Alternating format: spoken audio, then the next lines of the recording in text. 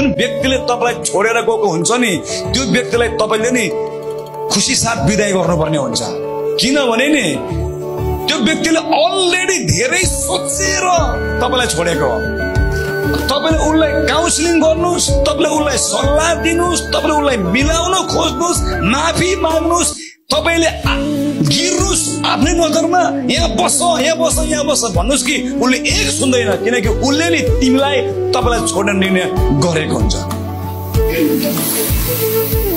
आज म तपाईलाई दामी कुरा बताउन चाहन्छु। यदि तपाईलाई मान्छेले जिन्दगीमा नि छोडी गएको छ भने, तपाईको मुटु चकनाचुर भएको छ भने, तपाईको हृदयमा घाउ छ भने नि यीशुले भन्नुहुन्छ कि म तँलाई कहिले पनि त्याग्दिन, म तँलाई कहिले पनि छोड्दिन।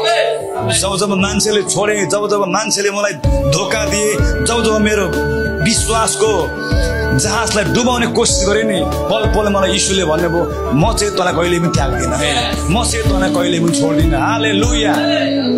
त्यही भएर नि डोन्ट ट्रस्ट, मान्छेलाई ट्रस्ट नगर्नुहोस्, मान्छेलाई माया गर्नुहोस्, मान्छेलाई दिनुहोस्, मान्छेलाई प्रेम गर्नुहोस्। जब ट्रस्टको कुरा आउँछ नि तपाईको ट्रस्ट खाली येशूमा हुनुपर्छ। येशू एउटा यस्तो चट्टान हुन्छ कि जो कहिले पनि डगमगाउँदैन, जो कहिले पनि हल्लिँदैन। हालेलुया।